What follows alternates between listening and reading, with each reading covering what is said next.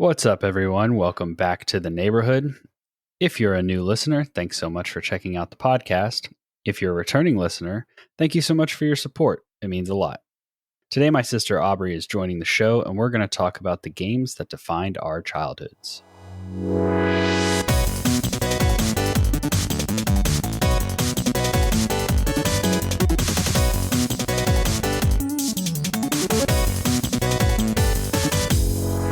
Welcome to the podcast where two longtime friends and sometimes a guest talk about their favorite games from the perspective of an average player. My name is Andrew Kimball. And I'm Dylan Wren, and we are your friendly neighborhood gamers.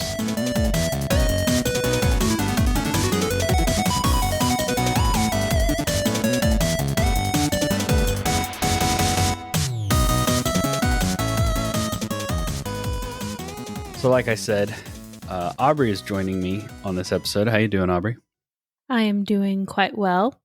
Hello. It's always good to be back in the neighborhood. Yeah, so Dylan could not make it to this episode, so I called in, I don't know, what did Braden call you? Like second string, he's third or fourth string. I can't remember how he phrased it. Yeah, and then I think he went into like A, B, C, D tier on some of it. Oh yeah, he may have tier listed it instead, but yeah. He was like, I've been on like 4 episodes of Level Playing Field. I'm a C tier guest. It's like, okay, good job. Yeah. So, like I said, starting out this episode, we're going to be taking a trip down memory lane, talking about games from our childhoods and kind of what defined that era, what kind of brought that hobby into our lives and then cultivated into something that it's just always kind of stuck around. Seemed like a good opportunity with siblings on the podcast to kind of dive back into our experiences that are probably mostly shared, but it'd be interesting to see if and where they deviate and where that overlap is and stuff like that. But before we dive into that proper, though, just to get you back in the podcasting flow of things, I figured I'd lob an easy question at you and just ask what you've been playing lately. Oh my goodness. Well, let me think. Baldur's Gate 3. Yeah, it's a good time sink. Yes. How's that going? It's going pretty well. Joe and I had started a Divinity Original Sin 2 playthrough about a year ago and would just, play whenever we had the opportunity. So when Baldur's Gate was announced and everything came out about it and people were talking about it, we'd already been playing a Larian Studios game. They're actually quite fun, deeply expansive. I didn't think like a CRPG would be something I would be really into, but we've got our D&D group and I've gotten really into D&D lately. So Baldur's Gate 3 was just like such a natural fit. So we started a co-op playthrough and that was pretty fun, but Joe games way more than I do. And so he pretty quickly created a solo playthrough. And then he also, scheduling worked out in like such a way that I was like, okay, well, I'm going to start my solo playthrough. And that game is so much more fun by yourself. Yeah. It's not built super well for a co-op experience because, and especially with the two of us, we would just split up constantly. So then you just have like a party of 2 essentially running around and doing everything. And the game balances out pretty decently. But like I found Raphael like entirely on my own. And we're both playing on PCs and our backs are facing each other. So like I turned around and was like, hey, I found this like demon and he's off. Like he's an avenue to get rid of our tadpoles if, that's something we want to do. It's pretty crazy. But he was in the middle of like circling back to the goblin camp and clearing it out and doing stuff there. So like 2 weeks later, he was like, did you bump into that demon thing? I'm like, yes, I very explicitly told you about the demon as it was happening. But yeah. So even like trying to make a point to point out when plot stuff is happening to each other or trying to tune in on the cutscenes that are happening, it still just doesn't work super well. So it's been a lot more fun. I've been able to speed through a lot of stuff that I didn't find interesting and like dig deeper into stuff that I did find interesting and doing just a different play style, which for our co-op playthrough, Joe was playing as a monk, which was pretty handy. I don't think there's one in the party. So I'm missing that a little bit, but not like too terribly. I also started a Tomb Raider replay. Started back with the one back in 2013. I don't know if I'm going to go through the whole trilogy or not. I enjoyed all of them. And so if I like sink back into it, it may be fun. But that first one especially is kind of a creepy game. It's kind of creepy and atmospheric and great sound design, but it's enough to make me like playing this in a totally silent, empty house. Like, so it's a little spooky, but I think I'm chug-a-lugging through that pretty quickly. Yeah, each one after that kind of got less and less of that vibe, more and more of like shifted the more adventure to a shooter platformer. game. Yeah. Going back to Baldur's Gate 3 for a second. Mm-hmm. Who's the character on like the cover art in the very front? It's like a dude with the vampire Astarion. I think so. And the reason I ask is because I have not met him. And you're not gonna now. Nope. Where are you? I'm in the what do they call it? The Underdark or whatever. I guess you could maybe fast travel to where you find him, but no, you're supposed to pick him up poking around the ruins of the ship. Like he's on the opposite side of the ship from Gale. I mean, I haven't left. I just finished that down there, or I got to where I felt like I was finished with it because I honestly hate that area. I don't like the layout. I don't like the Underdark kind of poisony forest areas in games and stuff. So I was like, it's not super fun. How do I leave here and move on? And then when I got to the elevator that takes you to Act 2, the game was like, hey, for the level your party's at, the game's gonna be really hard if you move on. So I was like, well, I guess I'll go back and do more things. Go back and do like some side questy stuff, so I can go back and poke around the crashed ship and see. Mm-hmm. Okay, well then, yeah, you can get him.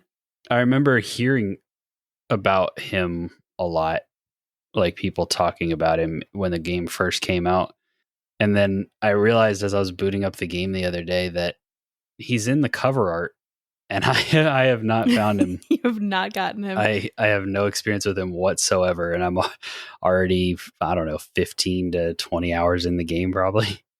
Yeah, when we scooped him up, he was pretty quickly the one I had stick with me for Joe and I's playthrough. I rolled a Tempest Cleric, which is pretty fun because I'd been toying with one in our D&D campaign and just couldn't.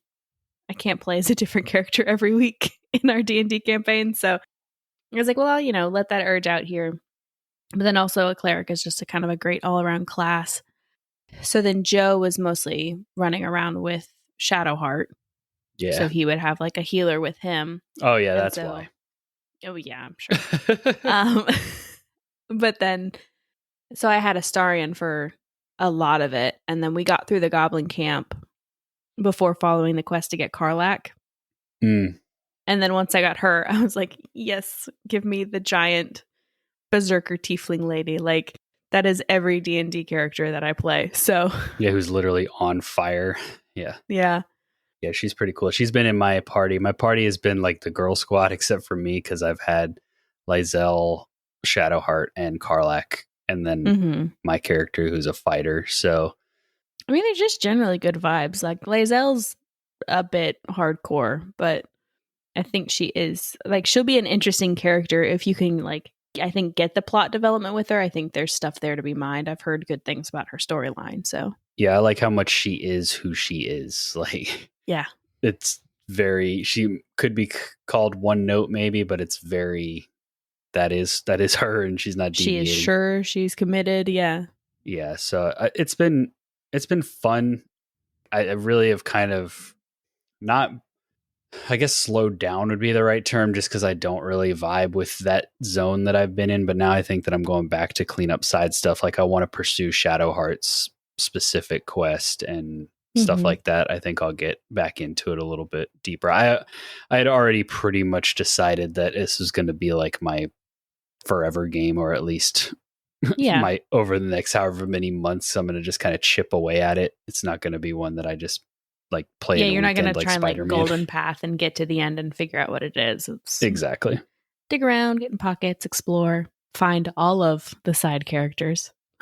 Maybe not. I've also kind of want this playthrough to just be like relatively blind unless I get stuck on something for too long and I'm annoyed. Mm-hmm. I don't really want to like look up how many side companions are there. Where are they? How do you max Yeah. out your loyalty with them? Blah blah blah. It's like for this, I'm just gonna go through blind. I'm gonna commit to one romance option. I'm gonna follow the quests where they lead me, and Mm-hmm. because I mean, I kind of had. I don't really want to spoil anything because I do kind of want to do a full episode on this game at some point.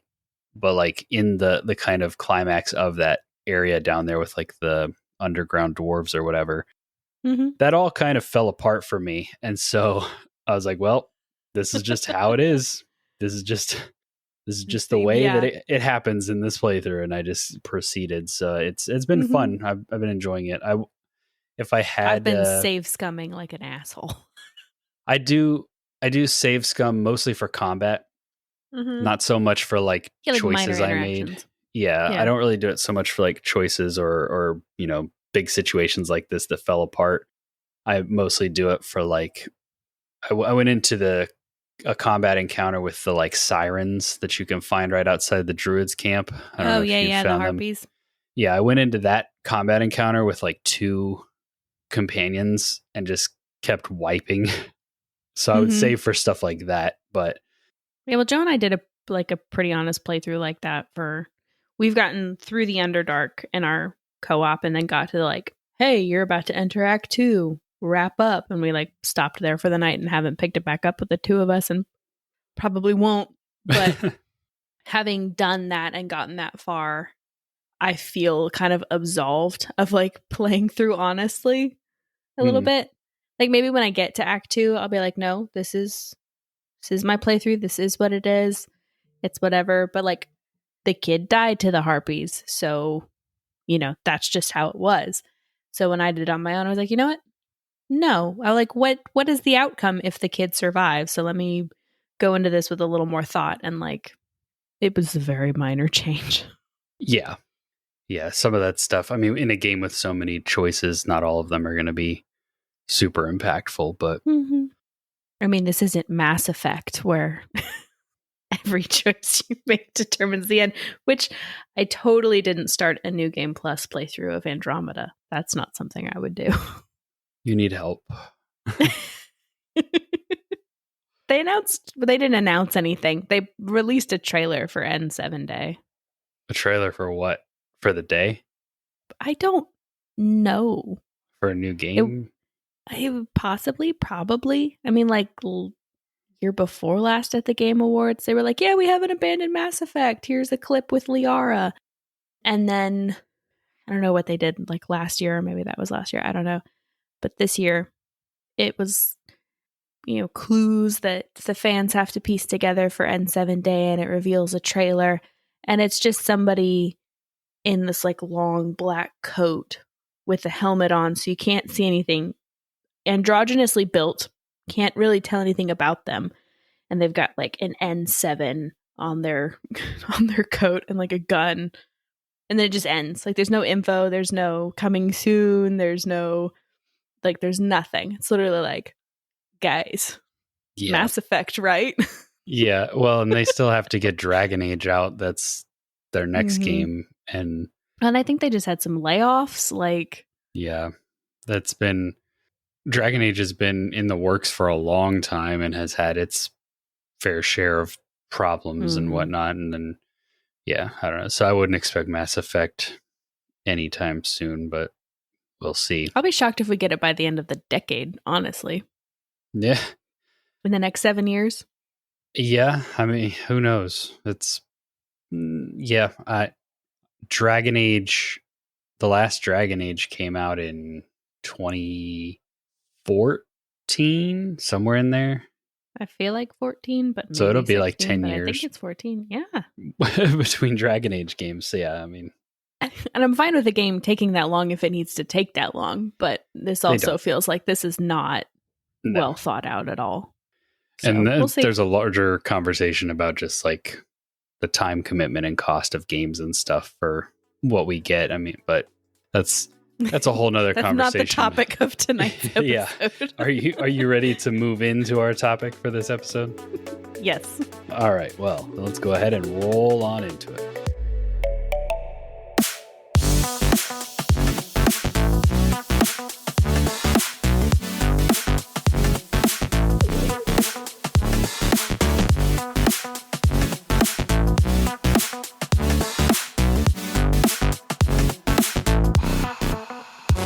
So, like I said at the top, we are going back to chat about games that were either important to us or influential or just have lived in our memories from childhood. Most of these, if not all of them that we have on this list, I think are like good memories, and like I would look back fondly on these. I don't think I really put any games down where it was like, oh yeah, I did play that and it was terrible and it taught me why I don't like this kind of game or whatever. But And I hated it with my whole heart. yeah, I think most of this is going to be pretty positive. But I figured I would throw it to you to just pick a starting point on this list. Like, where do you want to dive in? Well, starting at the beginning makes sense, and we can talk more about the like educational stuff, you know, educational CD-ROMs versus actual like console, like games that we started playing. Yeah. Well, and along with the educational, so we have, you know, all the kind of point and click adventure type preschool games. But I also have just a collection of fuzzy memories of playing just weird games on Dad's computer. You know, like there was the demo for Episode 1 Racer, which that was a little bit later in life. But then there was like, I think I played the first level of the original Tomb Raider. I played the first level of some Doom clone Star Wars game. Oh, yeah. I had forgotten about that. Yeah, like a Starfighter. Well, there was the Doom clone, but then there was also like a... He had like X-Wing versus TIE Fighter.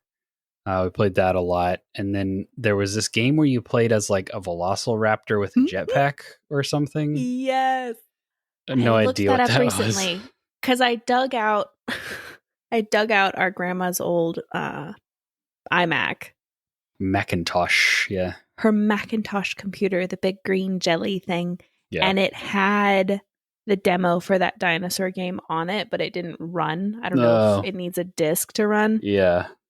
And I'm sure it has an outrageous game or an outrageous name, but I can't summon it. Dad also had like a golf game on the home computer. I remember playing that. There was a game where you were a deer hunting people, I think. I don't remember that. It was like that. I feel like I played it and then Mom realized I had played it and yelled at Dad because it was very like not quite Adult Swim, but like, you know, the deer had like a deer girlfriend who probably had like breasts. Yeah. And then weird, ridiculous. The hunter killed the deer girlfriend, and so then the deer like went on a rampage. Killing like you must have accidentally accessed that before I gained consciousness because I yeah, this is like way back in New Mexico. I can remember playing it a little bit. I wonder what that game was. I'll have to look into that. That does remind me, we had some kind of hunting game. I can't remember if it was on. Yeah, it was just like a big hunter or big game hunter. Yeah, big game hunter or something. Kind of game, yeah, where you shoot the deer, shoot the bear. Our dad's been a member of the NRA since it was actually about hunting and rifles. Yeah, so educational stuff like Reader Rabbit. I have distinct memories of this like one Pink Panther counting game. The Tonka game. Yeah, I played that one. Finish one a lot. job before you start another. Mm-hmm. And that one I actually went and dug out. Oh, Amazon Trail. We didn't play Oregon Trail like all the other kids. We played Amazon Trail version. Not well, we went down the river. Yeah. Oh, and we had those like encyclopedia games that would take forever to load. Yeah. And it's like a castle. Vaguely remember that. Yeah, they never really It wasn't worked very fun. Well. Yeah. But Hades Challenge, beat that one a couple times. That one was pretty fun, even as kids. Yeah. Based on the like Disney movie Hades. Yeah. Other than, yeah. Nothing to do with the super giant Hades. No. Totally different Hades challenge. But like, yeah, like that was one of the first ones that like got all the way through to the end. Because before then it was like demos of things, or I remember like the Wishbone Odyssey game. Yeah. Like kind of educational one. Like I had the Barbie as Rapunzel like storybook game. But like looking back on that, like I've looked up YouTube videos of people playing through it, and they play through it and click on literally everything once, and the video is like 26 minutes long. Like, Yeah. I was like, how annoying must I have been just like logging what felt like hours on that, clicking on the same, producing the same noises. Yeah, there was a reason the computer was in another room. I beat the Wishbone game and I beat the Tonka game a few times probably, but some of them it was like I never got all the way through. Yeah, I feel like I got to the end of the Tonka game a few times. The Reader Rabbit, one of us beat at least once. Yeah. But that game is like meant to teach you counting and spelling, and so it is heavily repetitious. Like when I dug out Mom or Nama's old computer, I went on eBay and bought a few of these because you've got a child of educational game age, and they're like $4 on eBay. And I busted out Reader Rabbit, and I'm like, this game is the slog. Oh my gosh. How many times do I have to count the counting snakes? Like, the ABC Diner is not so funny the 400th time that you experience it. Yeah. I think kind of from that educational adventure game genre, as we got a little bit older, it kind of transitioned into that was when Majesty entered our lives and Stronghold Crusader. Those were the two big ones, the big like PC kind of strategy games we played. I dabbled in some like Age of Empires, and I don't think I played Civ back then. I remember Dad was really into Civ when we were kids for a little while, but yeah, that was always too dense for me.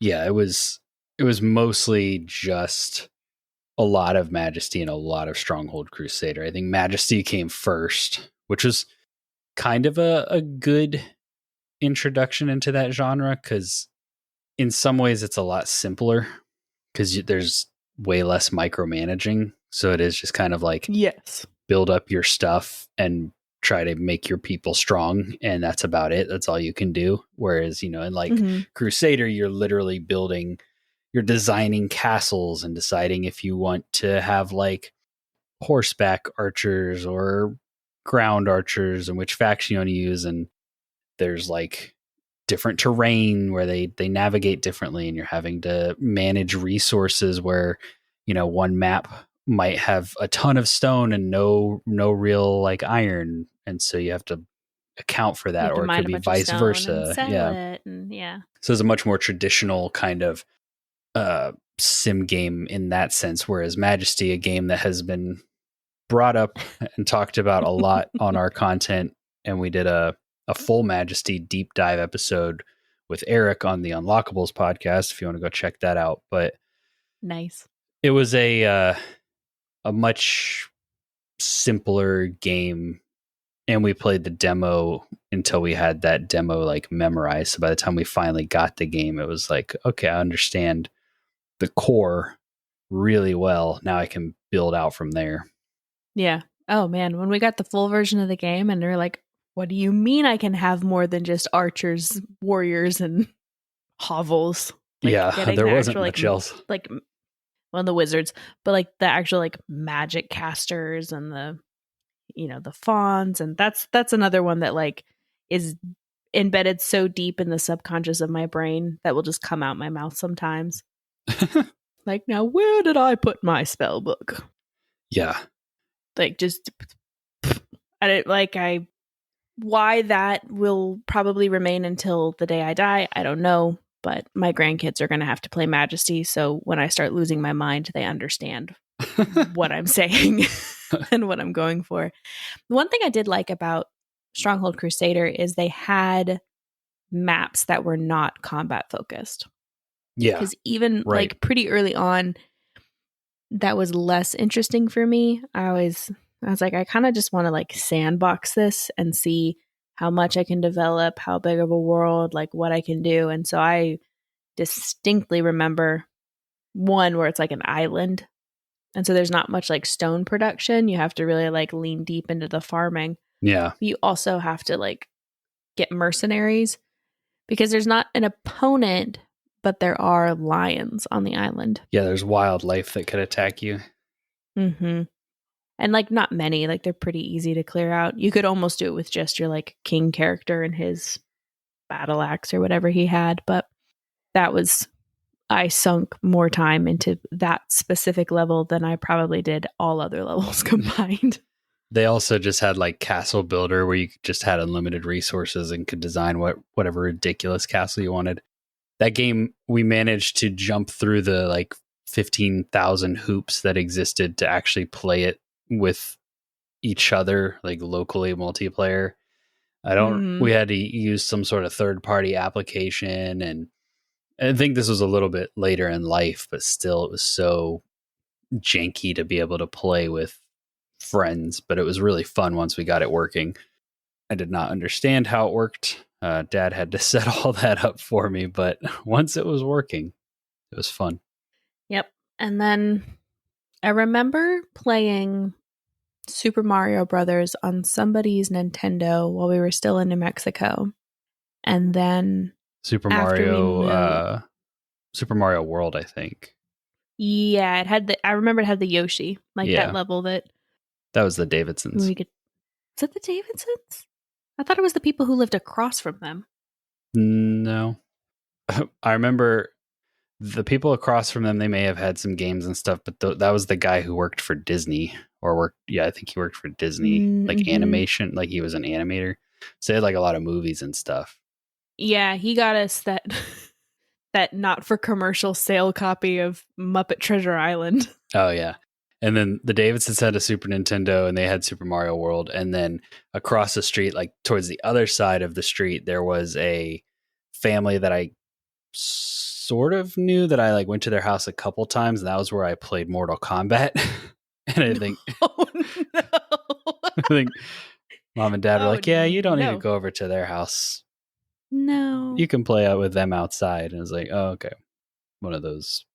It was like a legit neighborhood, which is kind of proper suburbia. Yeah, we don't really have that here anymore. So, but I think it was around when I was like 10 ish, 11, somewhere in there when I got my GameCube for Christmas. Yeah. And that was a big transition in gaming for us, away from more educational or stuff our dad was interested in. Yeah, or games we played at friends' houses, like Caleb.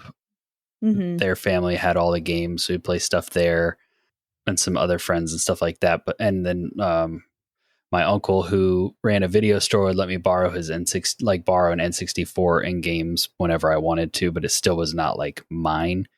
Yeah, and I remember you borrowed a PlayStation at one point. Yeah, and played a Spider-Man game on it. Yeah, probably. That was like right when we moved, and we were still in that hotel. Yeah, the OG. I don't know if it's the OG, but like I think of it as the OG Spider-Man game. Yeah, that I didn't even really remember that, but now it's kind of coming back to me. Yeah, deep cut, right? So all that to say, like we didn't really have our own games in the house. We had Game Boy Colors, and some handhelds and stuff. But then when I turned whatever age that was, somewhere around 10 or 11, I think, I got a GameCube, and yeah, that it was Christmas morning. I got a GameCube, and it came with Lord of the Rings: The Return of the King, Pac-Man World 2, and it came with, I want to say, Super Mario Sunshine. There was one, I think I got 3 games. It was either that or a Zelda game. I don't know. I don't think it was Wind Waker. I think it was Mario. Ew. Did it? I remember us playing the demo of Super Mario Sunshine at like Sam's Club. No, it wasn't. It was even better than that. It was Circuit City. Really? Yeah, I remember playing it at a Circuit City. It may have been at Sam's Club too, but I feel like they also had it at Sam's Club. I feel like I remember playing. But I with them remember there. seeing But like, it I at mean, you could Circuit also play it City. at like Blockbuster, which also no longer exists. Yeah. So maybe it wasn't. So I'd have to look feel at the like dates. Sunshine came later, but Maybe I only got 2 games that morning. Either way, it was a amazing Christmas for me. I remember booting it up and playing Lord of the Rings basically all day long. Like I didn't do anything else. And then surprisingly, yes, at least for us at the time, Pac-Man World 2 was a fun little 3D platformer that I beat that game, I think probably a couple times. And I made some decent progress into it.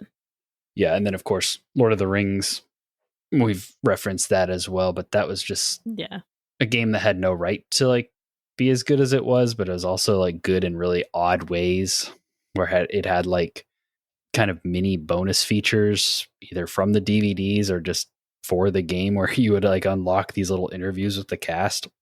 Just had a sudden vivid recollection of maybe it was how they were like plotting out the scenes or the levels or something, but the like white tree that would branch off, I don't think it had like talent trees or anything, did it? Like it wasn't like a true RPG. Yeah, I kind of feel remember like that's how you selected the level you played. I think it was the levels, yeah. And then you'd select your character in that like circular, you'd like rotate through all the characters, yeah. Well, and that was one that had co-op too, right? Like I feel like I remember playing that with you. You could play 2-player local. It was a blast. But some levels had a third character. So we're like, oh, maybe you can play 3-player, which, you know, looking back, obviously, that doesn't make sense. You can sometimes play 3 players in some levels, yeah. But we tried it. It didn't work. That was the era of like, we'll just try it because we don't have the means to just look it up, yeah. Yeah, and around that same time, I think we got the Game Boy Advances, which the handholds was always kind of amusing to me to look back on and how we did that. Because like you and I both got Game Boy Pockets. Were they Game Boy Colors? Game Boy Colors. And then the Game Boy Advance came out and you really wanted it. And so you got the Game Boy Advance. And then year and a half later when the Game Boy Advance SP came out, Braden and I both got those. And then the DS came out and you got the DS. And it's such an oldest child story of you really wanting it. And so you had to pay for it with your own money. And then my middle child moment being like, well, they'll pay for half of mine and I have to pay for the other half. And then for Braden's birthday, they just would buy it for him. Yeah. And we'd rotate. So like you'd get the Game Boy Advance, we'd get the Game Boy Advance SP. You got the DS, we got the DS Lights. And like, yeah, you always with that. You had a longer wait for the thing, but then you got the better version of it. The slightly next generation. Yeah, it was like the half step. Yeah. And then I think by the time like the 3DS came out, you had gotten an Xbox at that point. And we're like, bye. Yeah. I'm playing shooters now.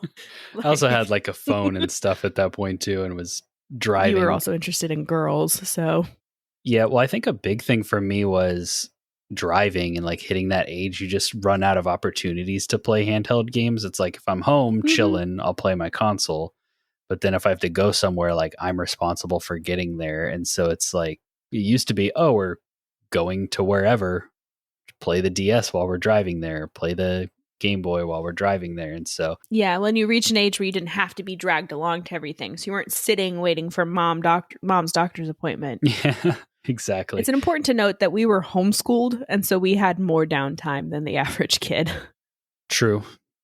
We were not forced to sit in a classroom from 8 until 3. Yeah. The handheld gaming was good. There was a lot of games that I played on my DS. The Game Boy Advance I remember I played a lot, but like that's a lot fuzzier for me. There was a Lord of the Rings game that I played on there that was recently a lot of fun. Picked up at a secondhand bookstore. Have you played it?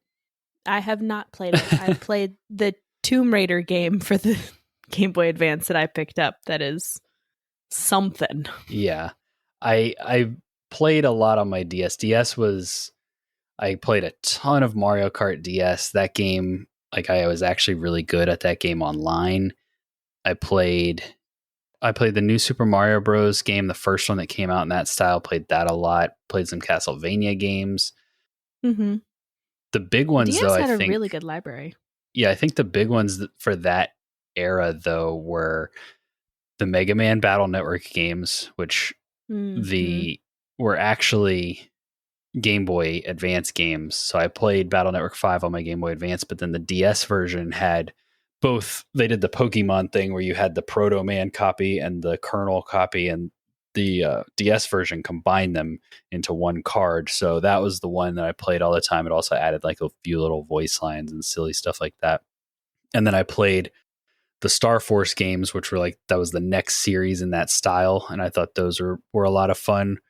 But the DS was also the introduction of Animal Crossing into Yes. our lives. We played a ton of Wild World on the DS because we all had it, and that was when we were rebuilding our house after Katrina. So it was just like, So we were either at our grandparents' house or in the FEMA trailer that we eventually got.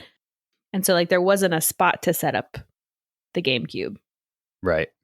Really. Like we could play it, but that's playing it on the TV in our grandparents' living room, and Grandpa had golf to watch. So And I respect that.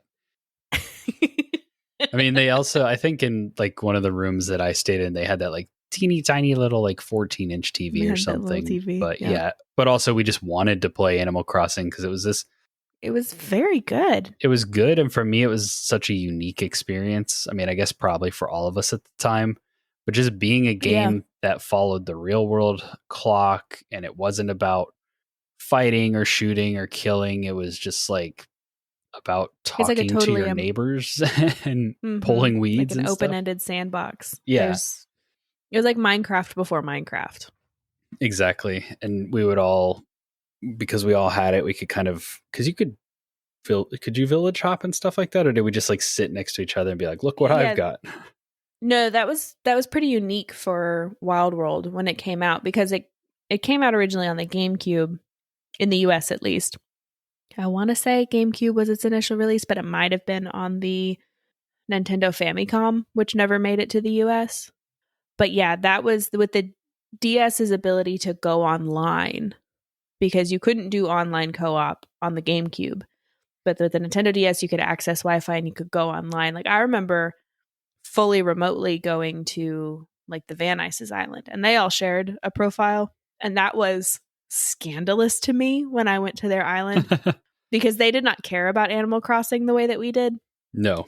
So we all had, like, we weren't like perfectly manicured, heavily detailed. Like I've seen people go gangbusters and like download custom stuff. And we did get the action replay chip, but we never downloaded the mods like some people did to basically break their Wild World games. But like we were manicured and we planted stuff with purpose and did as much care and direction as Wild World allowed us to. And I went to the Van Nuys's island one time, and they had just stuff just dropped on the ground, strewn about. I think it was like during the winter, so there was snow. They had the worst snowman I'd ever seen, like an enormous head and a tiny like snowball-sized body.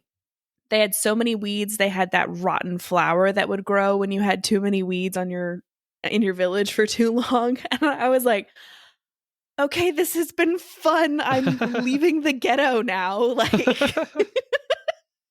and I never did it again. I was like, okay, so you, and I think Caleb even told me when I was like, no, I want to come to your like village and see it and do whatever. He's like, we don't play it all that often, but sure, I'll like pull it up and have it open and ready for you.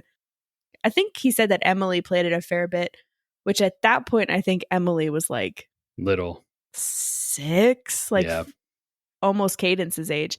And so looking back on it, like, of course it was a disaster, but it was just very much like, oh, you're not excited when KK Slider comes to your village, huh? Oh, I bet you guys play with the clock, huh? Like you're not lamenting missing, the store closing or something like that. Oh, I remember Braden got so mad because you wouldn't tell him the like hair choices, and it was like 3,000 bells to get your hair cut. And the first time you got the like He's brought the this big up store where before. you could get there, where you could get the haircut.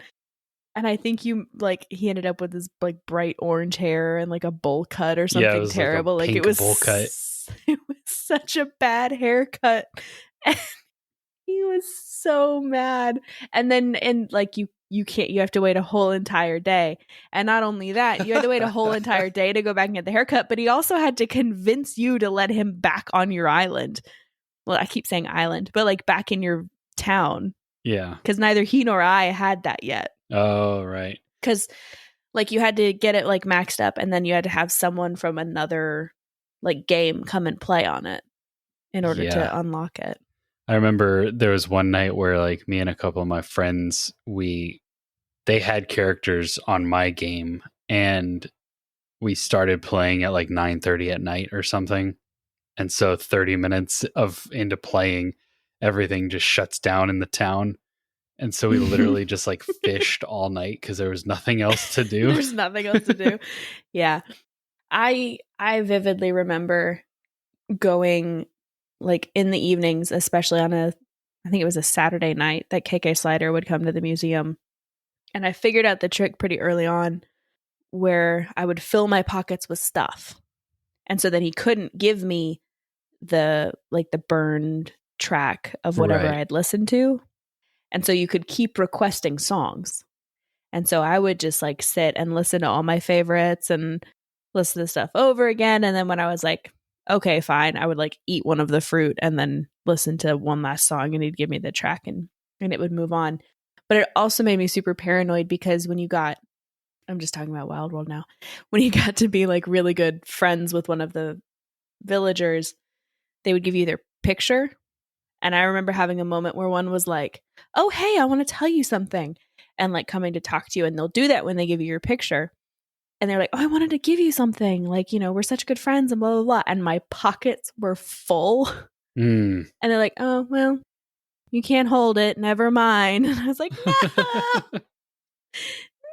And it was like one of the wolves, which they were always my favorite because I've been, I never had a horse girl phase. It's been dogs through and through. And so to like have one of the wolves be like, yeah, like, you're gonna have like my little picture and my quote and this little testament to like what good friends we are. And my pockets were full. And from that day on, it has just been a habit in every Animal Crossing game. I always have one free slot in my inventory. I was traumatized. Oh, that's hilarious. Yeah, I didn't even remember that they would give you pictures, but I feel like I had Alfonso the alligator's picture in my house. And I think like Twiggy, that little yellow bird, was one of your favorites. That sounds familiar. I remember booting that game up again just on a whim after playing New Horizons and being like, God, this thing is ugly. This is rough. It looks I know so their bad. heads are so big, their bodies are so little. Yeah, and the hair colors are looks just terrible. so flat compared to like newer games. But I mean, at the time, it looked great. You could just wear a t-shirt. Yeah. Or a dress if you were a little girl avatar. It was. Yeah, But there's something about it just grabbed us. It was perfect for us. It was a good time. And then, kind of going back to the GameCube, I guess the line I draw for like the childhood is probably around like when the Wii came out, and then obviously getting into like Xbox 360 and stuff like that. That's kind of where it's like, that's knocking on adulthood, I guess. So like the GameCube was kind of like the heart of that childhood console gaming, even though we were, at least I was like preteen and getting into teenager years. But yeah, I mean, there was a pretty dramatic shift post Katrina in terms of responsibilities. And again, you could drive. So like it then became more social gaming, stuff online, the Xbox, like with the Wii, we got Wii Sports, and that was more like co-op type stuff. I think the Wii was very much a let's play together versus you and the console like sitting down and playing together. Like we had Smash Bros, but yeah, and I did play a lot of Smash Bros, especially with Caleb and his siblings. Smash Brothers Melee was one of those big childhood games. And then when we did those local tournaments for a little bit, they had Project M, which was basically like Melee, but a little bit faster. So that was fun to get into. But the GameCube was also the era of Soul Calibur II, which we played a lot of. That was like the first time I took to a game faster than you. I don't know if that's true. I can't confirm that. Well, my habitual button mashing actually paid off in a fighter game. In a fighting game. Like, I could not beat you with someone like Ivy, who was more like technique based and you actually had to learn her movesets to have a good time. But like Talim, yeah, even with her terrible reach, like she just had such a good suite of like just heavily repeatable mashy moves. Then my whole strategy was this whack, whack, whack, grab, whack, whack, whack, grab, whack, whack, whack, grab. Yeah. You like, yeah, and then you'd pull out Nightmare, and then it was like, okay, well. Yeah. And so then because he had the reach, I couldn't get close to Nightmare. Yeah, that was, looking back on it, it's like, should we have been playing that game? I don't know. It was pretty violent, and it definitely like moved the needle for me going through the throes of puberty, but it was rated T for teen, and Ivy was basically like naked. we didn't dare, like, because the Xbox, the GameCube was still, we didn't have our own TVs or anything, so it was in the living room where a parent could walk by at any time. And Dad didn't care if you played as Ivy, but Mom cared. Yeah, it was Ivy, and then it was Taki. Yeah, Taki, who was in that skin tight red outfit. Yeah, she was red, but she was naked. She was just painted. It was body paint. Yeah, she was naked. And bless that poor woman for being just an incredible ninja with H cups. Yeah, and the jiggle physics. I mean, good Lord. And no support. Just got them out there like that. Like, at least Ivy had the world's worst set of lingerie that shouldn't have supported her, but like there was some kind of support. But like Taki's was the only, like, she was naked. Yep. Like the nipples were defined. It was. Yeah. I was also definitely thinking about how she needed some support. Yes. Well, you will never experience that. Yeah, hopefully not. Yeah. The other game we played a lot that was kind of like competitive and multiplayer was Star Fox Assault, which was kind of like Battlefield, but for little kids, because you could. Yeah. And I say it was like Battlefield. It was still only like max 4 people, obviously, especially at the time. I don't even know if Battlefield had those. And a third-person shooter, I think. Yeah. Or you could be in third person. Maybe you could switch into first person. It was primarily third person. I think the sniper rifles would let you like sort of zoom into the scope or whatever. But it lets you get in vehicles and it lets you be in a tank or an R-Wing or whatever. So that's the comparison I draw to Battlefield. Felt really big and epic. It was kind of like Halo too, in the sense that you picked up weapons and upgrades off the map. You didn't like kit yourself out, and so it was always a race to get to like the best weapon or the weapon you wanted, and then try to survive the longest. So we had a lot of fun with that game. Yeah.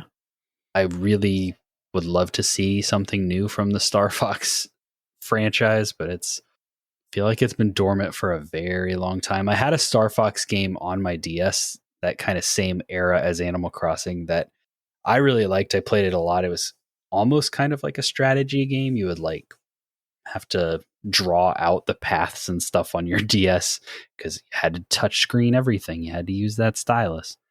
But as far as single player games on the GameCube, this was the Super Mario Sunshine. I mentioned that earlier, played that, but this was the Zelda box because you had Wind Waker and Twilight Princess. Both. We had Twilight Princess for the GameCube. That was not a Wii game for us. And a re-release of Ocarina of Time. Yeah, I don't really remember playing that a ton, but No, we didn't play it much, but the Van Ices did, and we had a friend from church who also had it. I remember playing it Yeah. after piano lessons and such. I definitely played Wind Waker multiple times, and I played Twilight Princess probably a couple times on the GameCube. And those are two games that I still think definitely hold up. I mean, I know there's for sure some like probably pacing and length issues, especially in Twilight Princess, but they okay. I mean, don't hate on my one true love. People are coming back to it and going, maybe we were too harsh on Twilight Princess. Yeah, I mean, it's a Zelda game. They're all, I would say they're all good at the very least. So it's like when you're arguing about the difference between 9s and 10s, but those games got a lot of playtime on the GameCube because, like you just mentioned, you love Twilight Princess, so you played that one quite a bit, and we had like the player's guide, and then Wind Waker, Still I have played it. that a bunch. So yeah, those got a lot of. Yeah, Wind Waker, I didn't attempt to play through of until you had really pretty much beaten it. I think I just watched you play that. Mm-hmm. Which of the two of us, I am now much more likely to watch Let's Plays. Something so familiar about this. But then when Twilight Princess came out, I was a little bit older. And like I said, I'm a dog girl. He was turning into a dog. I had to play it. So you would play it for a couple nights and then I would get my turn. And you would like be like a dungeon ahead of me. And you would like get through the dungeon. And I'm sure it was fascinating for our parents to watch. I can't wait to like have kids and watch them go through the same experience of you just like hop, hop, hop, hop, hop, like go do the thing. And I'm like, hop, hop, hop, go do the thing. Like I'd seen you do it. I knew what I needed to do. And I was like, yes, but I got to line it up and be sure. Like even just my memories of it, like I knew I was way more cautious, way slower. Like I did not have the dexterity and everything. Like I was not as familiar with video games to that degree as you were. Like I could hold my own ish in a lot of the like competitive stuff, like with Soul Calibur. Again, button mashing worked for me. The Star Fox game, I would always play as Crystal, and I can't remember if she got like a boost to her shields or something along those lines, or I think she got like an extra life. It was health based or shield, something like that. Yeah. And again, occasionally I could take half of your lives. Like I don't remember it ever being close on most things. And so, yeah, I distinctly remember watching you play Twilight Princess and going, oh man, this is going to be rough. This was also when Sphinx and the Cursed Mummy entered our lives. So good. Was that like a PlayStation game that I feel like that came to us through the video store? It did. So when we came down before we moved here and we stayed with Uncle George and Aunt Joan at their condo, they had just like a PS1 and a handful of games. That might have been where the like Disney skateboarding game was too. Our introduction to Simple Plan. Yeah, exactly. So I just was playing whatever they had, and I booted up Sphinx and was like, wow, the vibes are pretty cool.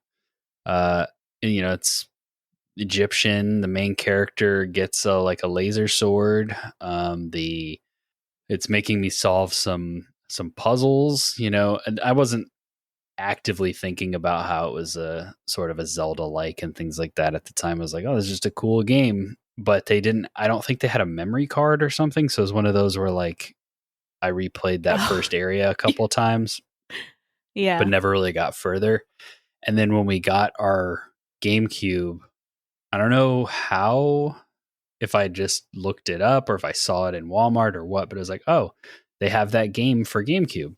And so I got it and then was able to actually like play through. And that was one where Dad printed it off at work. He printed off the like Game Facts walkthrough, because for a kid, some of that stuff was pretty unintuitive at the time. Mm-hmm.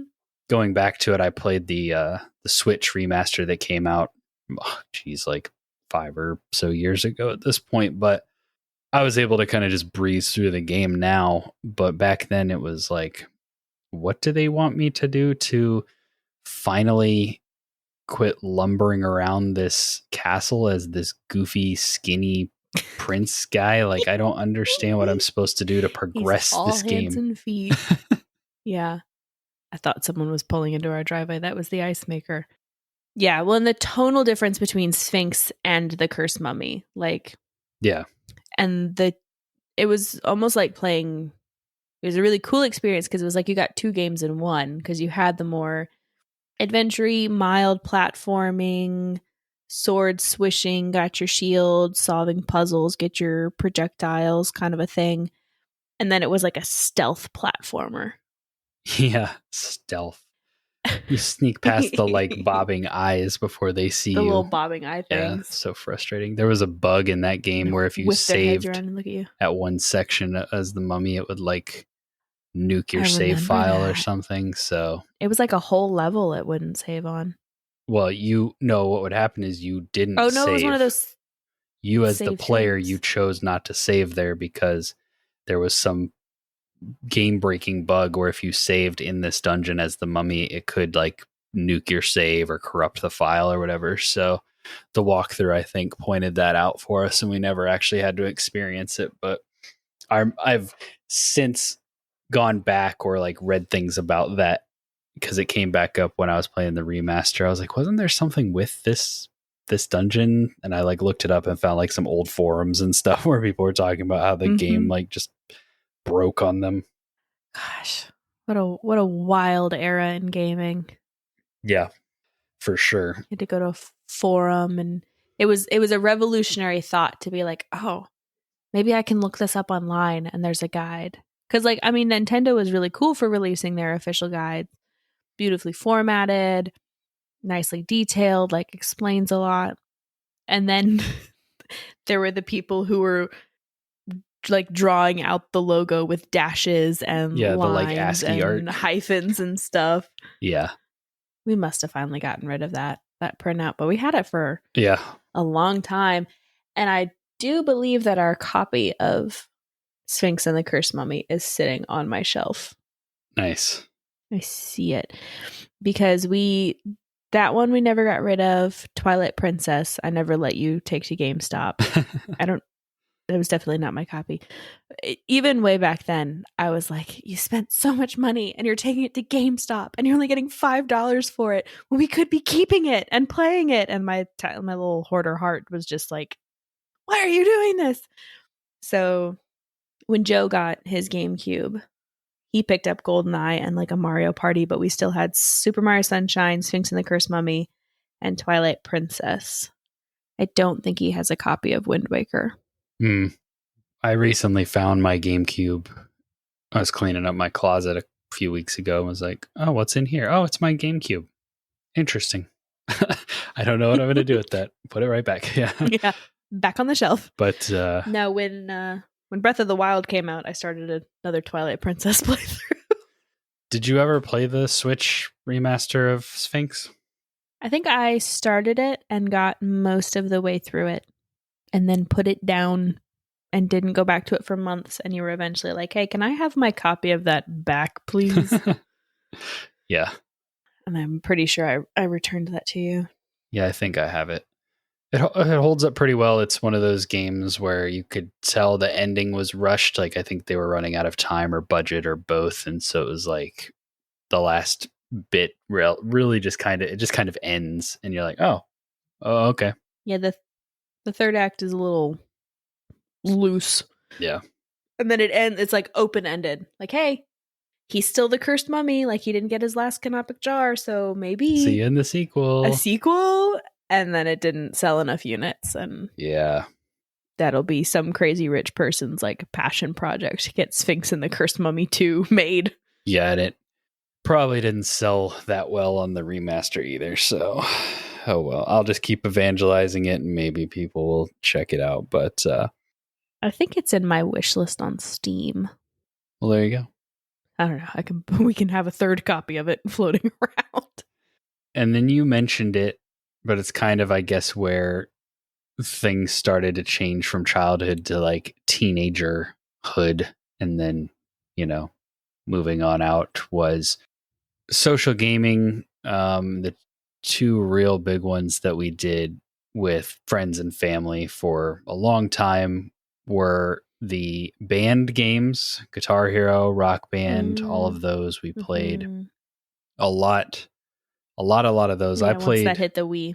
yeah, I played Guitar Hero 3 a ton, and like I say me, like we all played it a little bit, but like that was my baby. But then right after Guitar Hero 3 was then the band stuff blew up, and yeah, we played a bunch of Rock Band at Dylan's house with his family, and then I bought like every single Guitar Hero that ever existed for a while, and then So like Guitar Hero, I think 4 was when they introduced the band element. yeah, they did It's Guitar like Legends of Hero Rock or World something. Tour or something, and it had the Oh band, yeah. and then they just started coming out with Guitar Hero, Metallica, Aerosmith, Van Halen, you know, all those, and I bought pretty much all of them. I bought Guitar Hero on the DS with the little attachment, so you'd strum with your Yeah, that was stylus. super weird. Yeah, it sucked. It was not very good.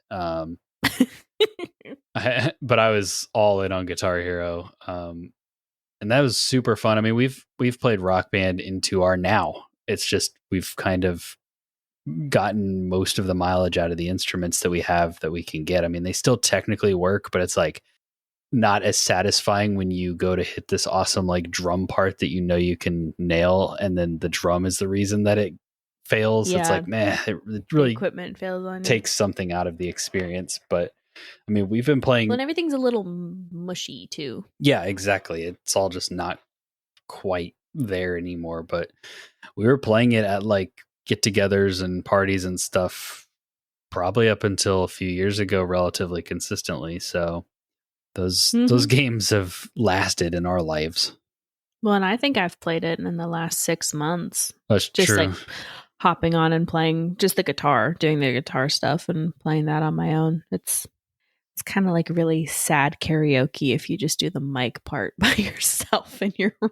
Yeah, that doesn't translate as well as the guitar stuff. When we went to Disney World at the end of September, beginning of October, they had at the resort we were staying at, and they had a little arcade, and they had a Guitar Hero arcade machine in there. So I played a few dollars worth of that, and it was like, yeah, this is not as good as the full, like the real game. The guitar is like really heavy and weird because it's, you know, linked to the like machine a or console whatever version, so I'm sure it's and the set was weird. It was Guitar Hero 3, but it didn't have all the characters, and it didn't have like the same songs or all the songs. So it was like, I guess I'll play this, because I played the they had a Within Temptation song on there, I think, but it was not the one that I remember playing.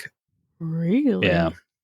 So it was really, really bizarre. But yeah, it did kind of reignite the urge. Like I felt the urge. Maybe I'll just put Rock Band in and play some of the guitar stuff. It's like, man, I don't know. Like the guitars are just, the instruments are just a little long in the tooth, and I wish they would just release some updated instruments. But Yeah, well, and the Rock Band guitars were always a little bit like softer and mushier than the Guitar Hero guitars were. they didn't click. Like that was something I felt like the Guitar Hero guitars had over the Rock Band ones.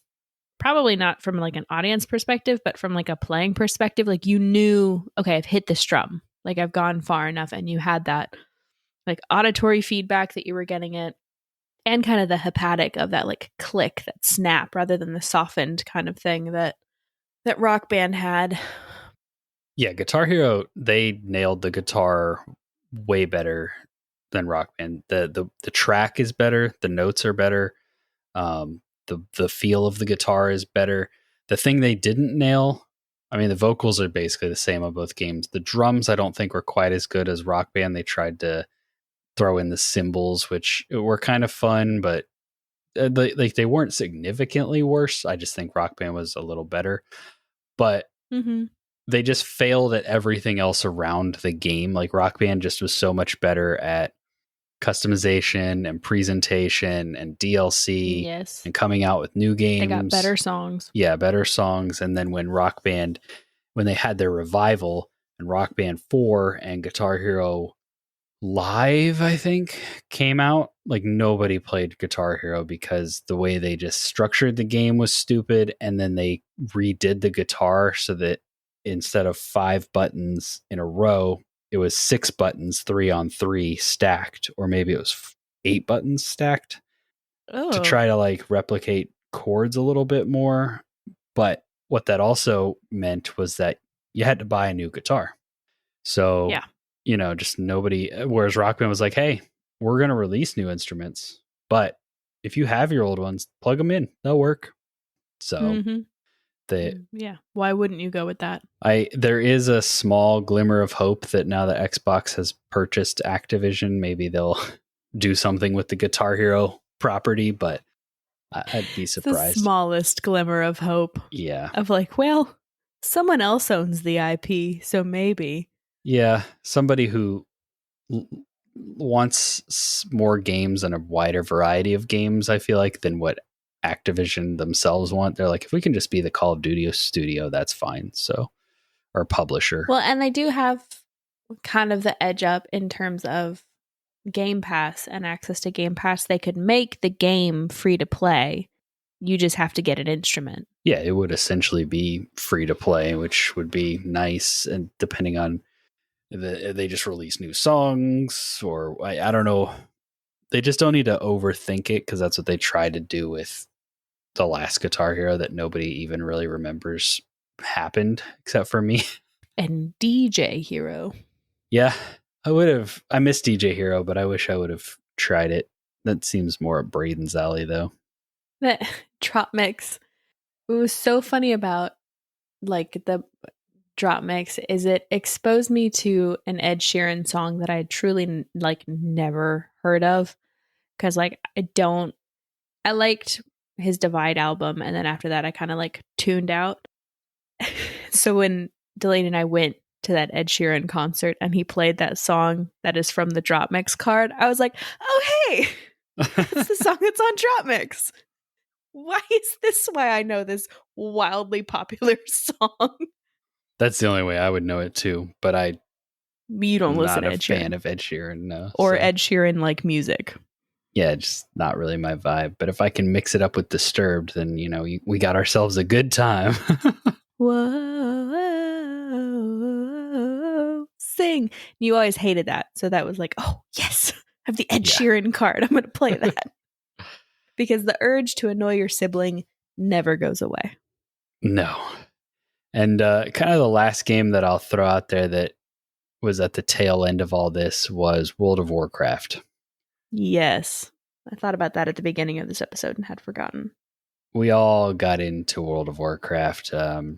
Despite my husband currently playing it right now. Yeah, well, he's a dork. You know, we can't help him. Dylan was playing it one day when I went over to his house, and I was like, huh, what is this? It's interesting. And he's like, yeah, it's like online. These are all other people. And I was like, wow, that's really cool. So we could play that together? He's like, yeah, all you have to do is just pay them $15 a month. I'm like, oh, okay. So I went home and I downloaded like the expansion pack. Didn't you have to buy the expansion money? Yeah, packs? you had to buy the big expansions too. You still do. But it was right before Lich King released. And so I remember it being Halloween of that year when I finally got into the game. You know, you play the patch game first.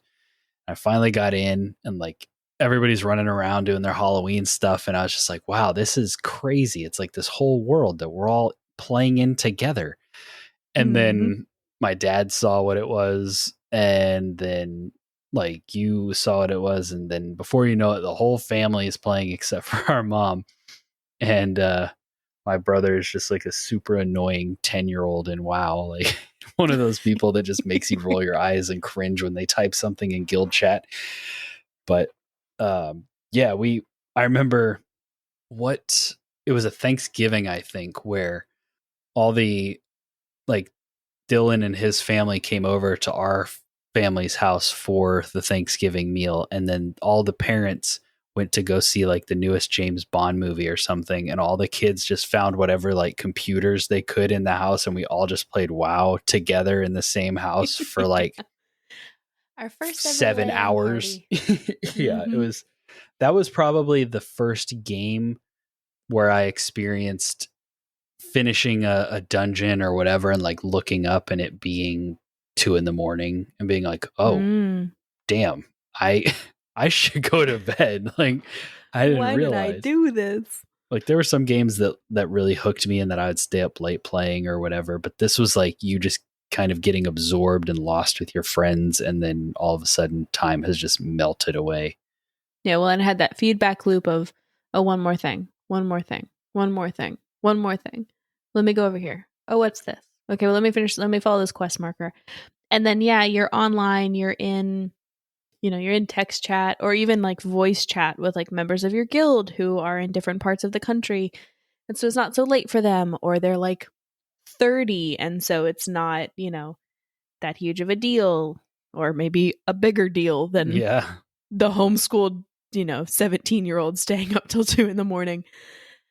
Yeah, that was a fascinating experience, because like I'd seen you play Call of Duty, and I knew, like, I had my iPod Touch at that point. I'd gotten on social media. I'd started to like poke around in the internet and the public forum and just everything that all of being a teenager online in 2009 was. But yeah, that was like one of the first times I experienced the whole like just weirdos, which seems crazy to say being in like a Christian homeschool organization, but like they weren't all that weird to me. I was used to them. But like having to deal with a total stranger being like, "Are you a girl in real life?" No, loser. Like, what are you going to do if I am? What's your plan? You just going to follow me around? Like, so he's going to tell all his friends at school that he has a girlfriend. I talked to a girl in World of Warcraft last night. No, you didn't, nerd. That was a man pretending to be a woman. But that was pretty formative, because as I was making my character and choosing the name for it, I was really into a book series. And so I tried to name my character after the protagonist in this book series. But the protagonist's name was Becca. Ah. So that was taken in World of Warcraft by the time I got around to it. So I named my character after her mom, which was Ilony, Ilony. And Ilony Cooper has been my screen name on so many things ever since then. And that was like making my little warlock, was that moment where I've always said Alani. Yeah, Ilony. I actually have no idea how it's pronounced. I should check the book and see if there's a pronunciation guide in the glossary, because she usually does those in her books. But yeah, that was. And everybody, when they would like directly address me, would do capital Lony. Yeah, Lalani. And it's like, you can't do a lowercase letter at the start of your username, I don't think. I have no idea. That was similar for me though, where I did Sinister V, and the V was for vengeance, because I combined the two guitarists for Avenged Sevenfold to make my name. And so then when I made my Xbox Live account at Dylan's house on his Xbox, I was like, I'll just be Sinister Tom, because Tom is my nickname. And then when I bought my own Xbox, they were like, hey, we see you have an account already linked to your Microsoft account or whatever, linked to your email. Do you want to just pull all that stuff over? And I was like, I guess I'll do that.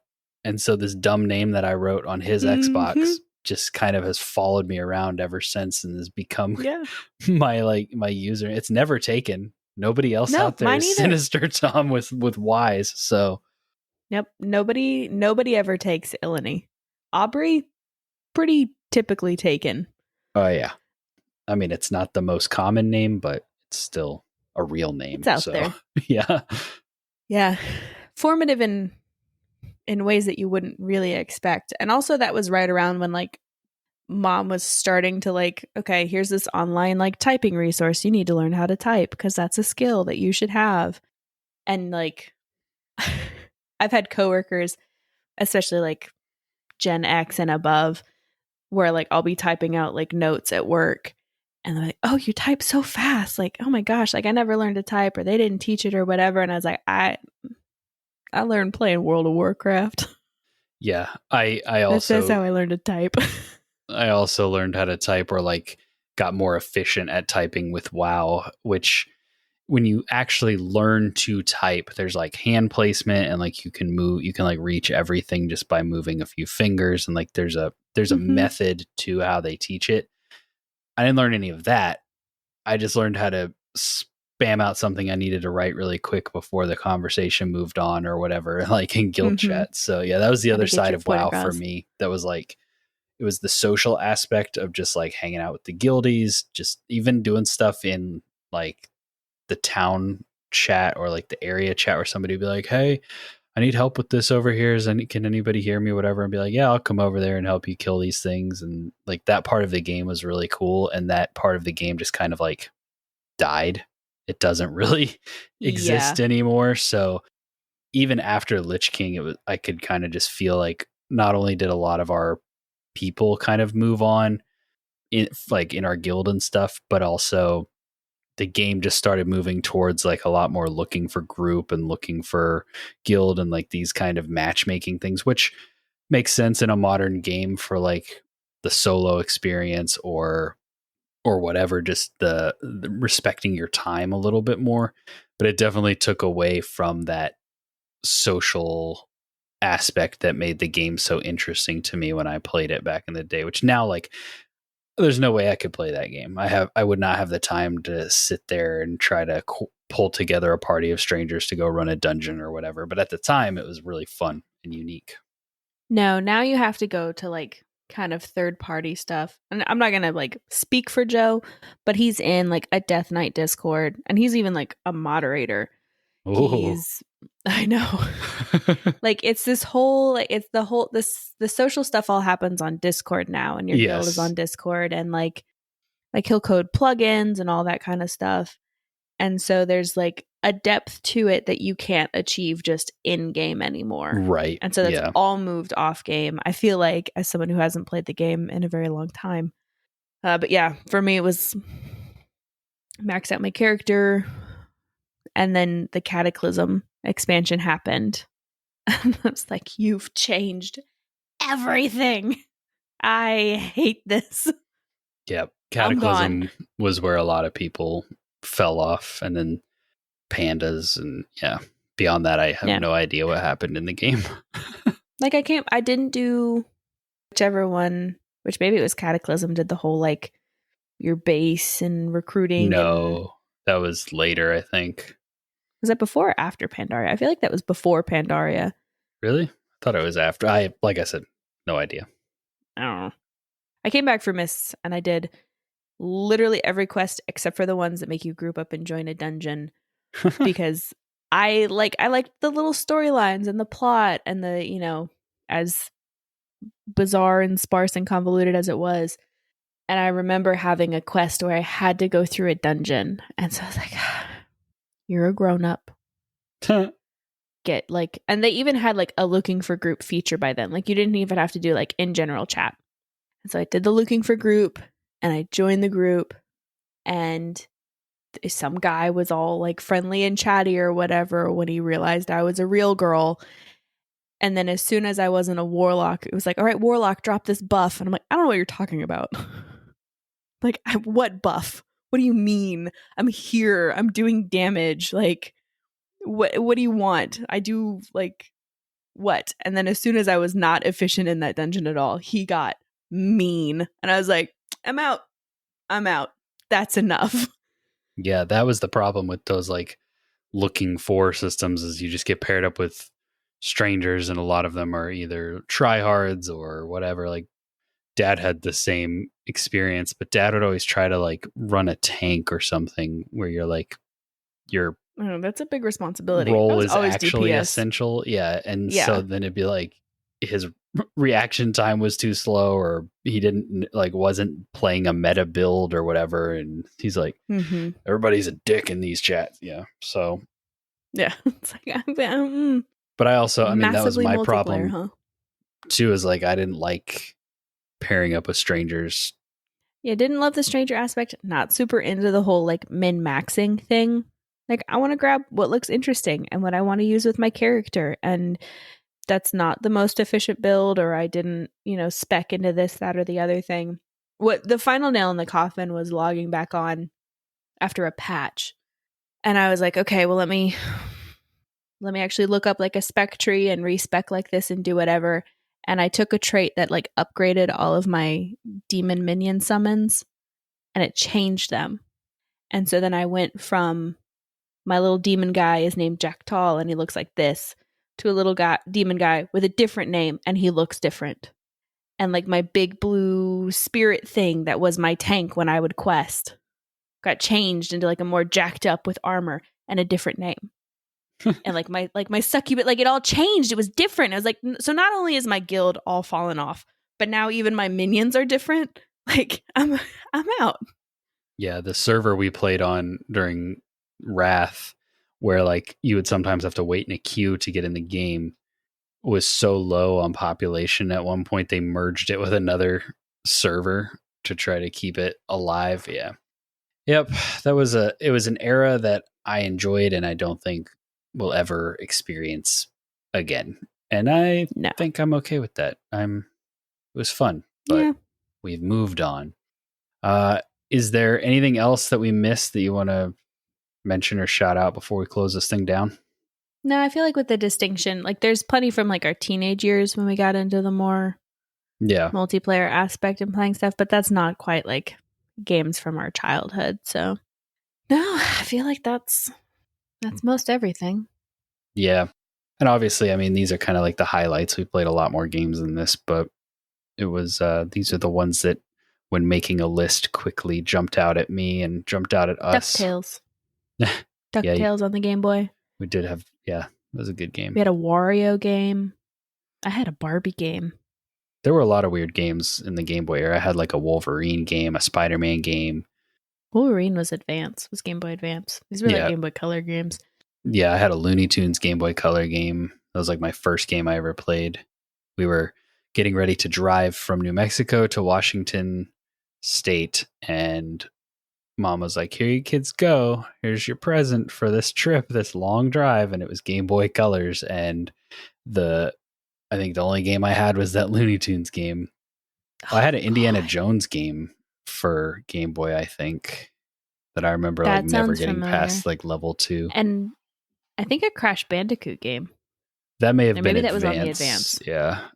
Yeah, my Crash Bandicoot experience is through handhelds. I never really played like the mainline games because I didn't have PlayStation until I was older. Yep, nice. Well, there you go. You got a little bit of a peek into our childhoods and the games that made us the gamers we are today. For better and for worse. Yeah. So, that's all we've got for this topic. A little bit of housekeeping as we close this episode down. We would greatly appreciate you checking out our YouTube channel. We have quick reviews over there. We have some topics, some rankings, a lot of fun stuff going on. It's a lot more bite-sized short form content. I think our most recent video that went up this week as of the time of recording is another kind of Destiny 2 guide from Dylan, kind of breaking down some of the minutia of how to actually get into that game because it's so massive and fractured and so hard to like get into if you have not been growing with it. So if that sounds interesting to you, check that out. I recently did a video recommending some of the games on Game Pass that I would recommend if you haven't played them yet, or if you're new to Game Pass or whatever. So we have a variety of content, but the difference between that and the podcast is that it's all kind of quick, bite-sized, scripted, a lot more to the point. As far as the podcast goes, we're getting close to the end of the year, so we're going to be doing our Game of the Year list and our Game Awards episode. Our 100th episode is right around the corner. I'm still kicking around ideas for what I want to do for that. So we'll see what that ends up being, but I could definitely see there being some music episode. There may be some guests that come back. I don't know, maybe just do like a big game night kind of episode, or maybe do that could be fun.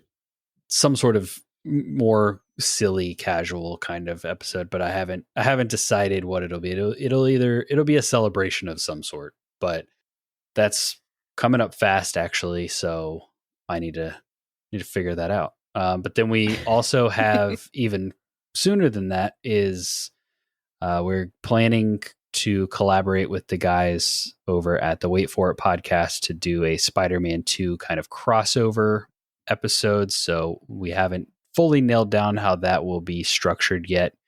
If it'll be released across both feeds or if we'll split up the topic or conversation somehow to where you get like a different angle on the conversation depending on, you know, which episode you listen to. We're still working on how we want to structure that, but that'll be a good time. So definitely be looking forward to that. And then the last thing I'll plug is join our Discord if you haven't yet. The link is in the podcast description. It's a great place to come and hang out. We talked about how communities are moving outside the games. Well, that's our community is on Discord. We are on social media. We're on the app formerly known as Twitter and Instagram and TikTok. And we do stuff there, and you're more than welcome to follow us there. But if you actually want to kind of get into the community, engage, chat with us, chat with other people that have been on the podcast or that have joined, that's the place to do it. We would love to have you. With all that being said, Aubrey, I appreciate you hopping on and chatting about games with me this week. I've had a good time. Hopefully you have as well. I have. And as you know, always, I'm happy to come on anytime. Excellent. And thank you all so much for listening. We really appreciate it. And we will catch you on the next one.